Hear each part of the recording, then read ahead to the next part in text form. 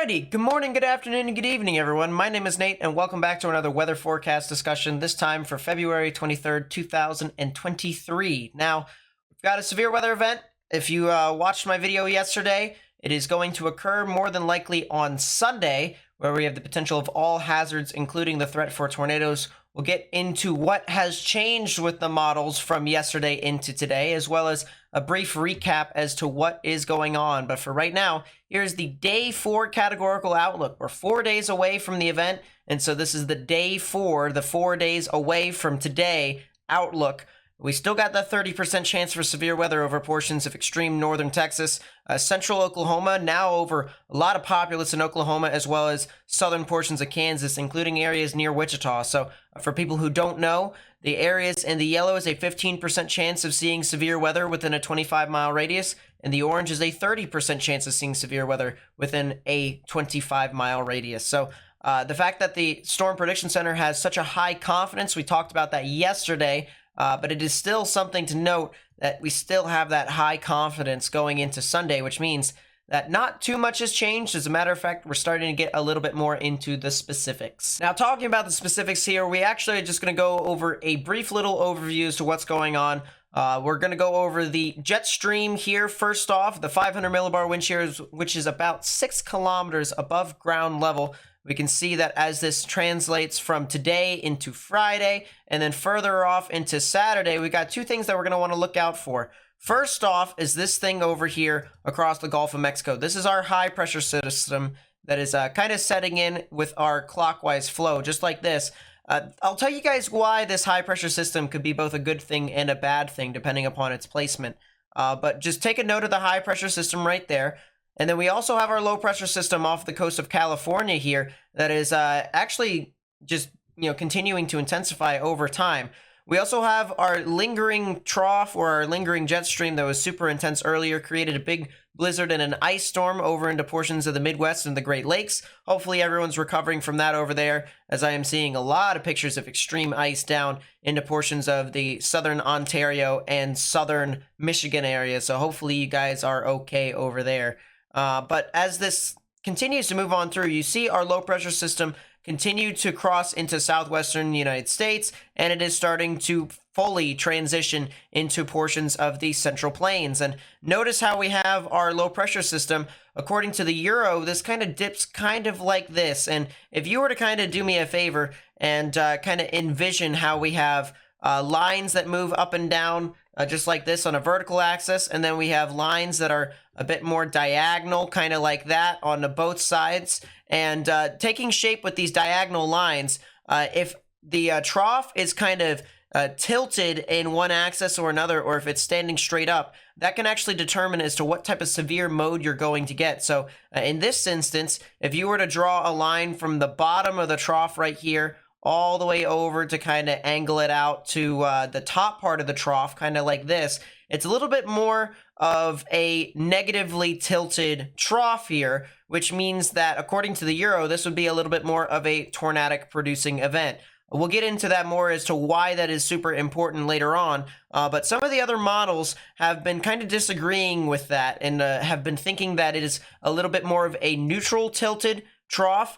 Note how we have the trough over here, according to the Euro, as it gets towards the extreme eastern portions of California.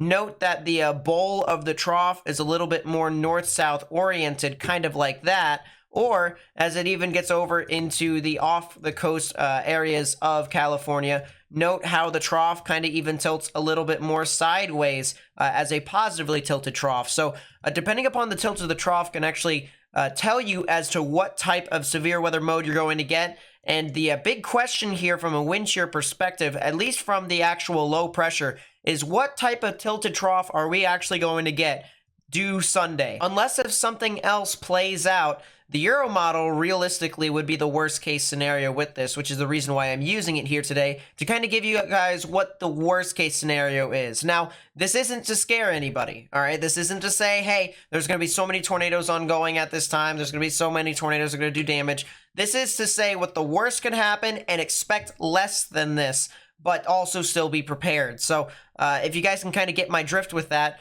we can kind of look into more of the specifics of the wind shear. Very strong shortwave trough that's digging through into portions of the central United States. With our cutoff low, you can see how our jet stream realistically has cut off from the main area that has moved on through. This can be a little bit more of a surface low pressure system that can originate more rather than it being associated with the giant jet stream, more or less. So something really interesting to note with this storm as this continues to move on through. And then we also have the moisture aspect of this. We got to have two different components that come together in order for us to get severe weather. That wind shear is a big contributor. We saw how strong that was. And then if we take a look at the moisture and how everything rises up just like this, the high pressure system actually helps out with bringing some moisture up into our local area to watch. When we have our clockwise flow just like this in the Gulf of Mexico, a lot of this moisture that is being built up in the Gulf of Mexico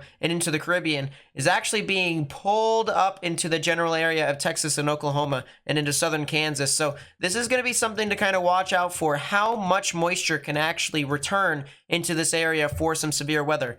Of course, we also have to talk about the fact that there's a pretty steep dry line, which means that this could also be attributed to some large hail. Storms can actually produce some large hail with this one, and some strong damaging winds, especially if storms start to turn linear more into the evening hours. And the warm sector, the open warm sector, actually technically goes as far as southern Kansas, but you can see the warm front actually extends all the way up into northern Kansas as well. So who knows what realistically could happen on that front, but because of the high confidence of all the models, it is realistically going to be in southern Kansas as well as central Oklahoma and extreme northern Texas. Right within there is where I am expecting the main severe weather to be.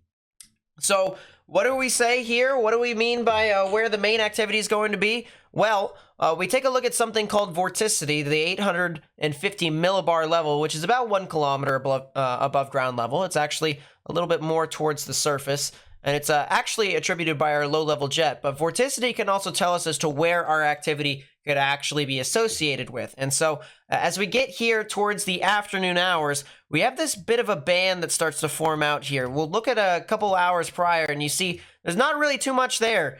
But if we go back once again to the 1 o'clock hours, it starts to just kind of fire off here, stretching from the southeastern border of New Mexico all the way over into the border of Texas and ranging all the way into the western panhandle of Oklahoma towards Woodward. This is where I am expecting a lot of our initial showers and thunderstorms. Our discrete supercells could actually form. Now, do they form here at 1 o'clock or at noon here central, or do they form a little bit later on? That's still to be determined. We still haven't really had our high resolution models come out quite yet. I'm expecting them to come out more towards the Saturday. It actually comes out late Friday night. But Saturday is when they really start to get a hold of what's going on. But you see here, according to the Euro, we still got a lot of vorticity in this area where potential thunderstorms could actually fire off and form.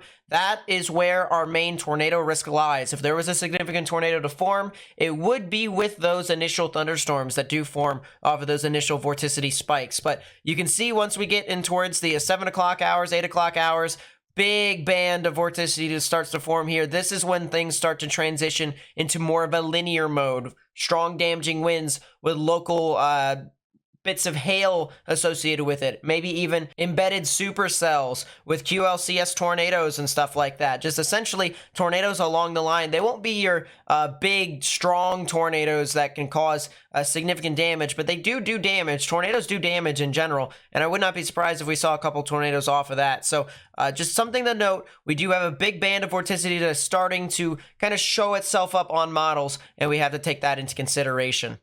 I want to talk a little bit more about the tilt of the trough and what that could actually mean. And we're going to use the Euro as a big example of this here, because negatively tilted troughs can actually help you get a lot more vorticity. We talked about the vorticity in the previous slide. This is a big contributor. So as we get towards the 2 o'clock and the 3 o'clock hours, a negatively tilted trough can actually have a lot more veering with height. Well, what's veering with height? Veering with height is essentially when the winds change in a clockwise formation with height, especially from the 0 to 3 kilometer above ground level. area that we're talking about. And if we go back over to our wind shear map here, we can note that these streamlines are kind of showing as to where the general direction of our wind shear is actually going towards. And we'll go back to 0Z, and if you guys can just kind of envision as to where our wind shear is moving, the directional wind shear is moving kind of something like that, and then it curls more towards the north and east, and we have wind shear moving from the southwest to the north and east.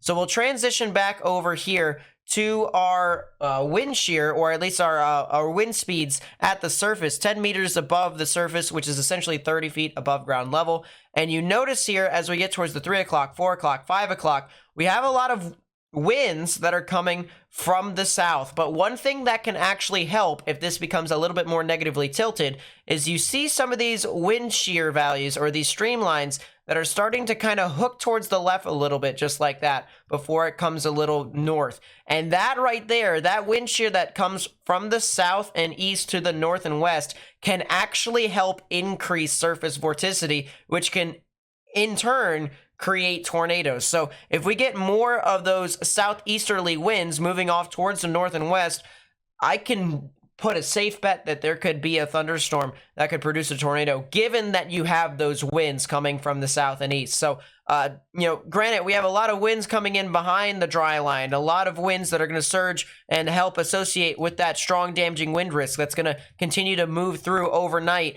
I still believe that if you can get some of those winds, once again, to kind of veer from the south and east to the north and west, you're going to get your activity. You're going to get your tornadoes that are going to form, as long as a discrete cell does form. So that is going to be something interesting to kind of note with all of this. Looking to the specifics as well, we were looking at the specific wind shear values towards the surface. We're going to take a look at the energy values from the surface and above that. This is your surface-based CAPE, your convective available potential energy, which essentially it takes a look at how much rising there is in the atmosphere. If you think of an air balloon, you got a lot of warm air put up in the balloon, and so the warm air rises. There's a lot of buoyancy. But then if you start to kind of deplete that warm air in the air balloon starts to sink. And so essentially CAPE is that. It's looking at how much warm air there is rising and how much cold air there is sinking. And the greater displacement of the two can indicate how much energy you actually have. So when we take a look at our convective available potential energy, we have a decent amount, about 1,000 to 1,500 joules per kilogram, even some higher, almost 2,000 joules per kilogram over there along the border of Oklahoma and Texas. And so we do have enough energy for thunderstorms to kind of continue to sustain. I would like a little bit more, but I'm not the one to complain too much, because I really would like it for these storms to just, not impact people in general. If they were to happen over the water, that would be absolutely amazing. But we'll take what we can get. We'll see what we got. And we do have some modest amounts of energy available in this environment. So something to note, we do have enough energy within this environment. But I want to also make a note of something here real quickly. We talked about energy. Energy's fine. Moisture, however, I want you guys to kind of pay attention to this a little bit. So when we talk about our moisture in itself, we see that we have our dry line that sets up here at about 3 p.m., 2 o'clock, 3 o'clock, and we notice that there's a lot of these kind of light yellows over here. And if you look at our little diagram at the bottom, you kind of notice that the light yellows, and even below the light yellows into kind of the bluish, is about 60-degree dew points and below. And that's not really a lot. It's good enough moisture, but it's not a lot. And you want a lot of moisture in order for these thunderstorms to really get going. And so why that could potentially be, I actually believe that could also be because of the high pressure system. We'll go back to what was happening about a day prior. Here's Friday night into Saturday, and you notice a lot of our moisture is pretty bottled up here across the deep south and the Gulf of Mexico. And I think because of the high pressure system actually turning with height here along the coastline of the Gulf of Mexico, that's because not a whole lot of the moisture is actually getting up into this environment earlier than anticipated, which can actually be a little bit of a limiting factor for this environment. That could also be attributed to a little bit more of some capping inversion in the atmosphere, which we'll talk a little bit more about in future videos, as well as a little bit more of a lower relative humidity at the surface, or even aloft, which could potentially limit some thunderstorm development as well. But that could also be put into a more perspective of a drier environment, which could also create larger hailstones, some stronger downbursts and stuff like that. So I'm not saying a less amount of moisture is entirely detrimental, but you would think for a stronger severe weather event that you would have a lot more moisture. And the big reason why I believe that could potentially be the case is because of that high pressure system. I'll put it into perspective here with the 850 millibar wind shear, which, as I said, 850 millibars is about 1 kilometer above ground level. And you see our flow here, our clockwise flow, but you see how the winds are turning right here, right off the coastline of the Gulf of Mexico. I think that is more than likely the reason as to why that is the case. If this high pressure system was over here in, say, Georgia or Alabama, this is 100%, or at least could 100% be a significant event. But the fact of the matter is it's not. Most of the models depict it over Florida, if not all the models depict it over Florida. And that's the reason why I think we might see a lower output than what most people actually think. And that is due in part to this high pressure system helping but hurting at the same time. So the placement of this high pressure system is definitely going to be a main contributor as to what's going on. So overall, where are these storms actually going to be? You know, I've talked about all these different random stuff that's going to come together. Where's it actually going to end up forming? Well, let's take a look at the instantaneous flash rate, which looks at where lightning could potentially be present. And thunderstorms, you know, they produce lightning. So no further questioning beyond that. Take a look at the afternoon. Got a lot of thunderstorms forming along that dry line. Even some thunderstorms forming out in front of that. Might be something interesting to watch for portions of Kansas. But then you can see as we get towards that 7 o'clock, 8 o'clock hours, that's when it will really become a big linear threat to all the people from Kansas, Oklahoma, and Texas. So just kind of something to really watch out for as this moves on through.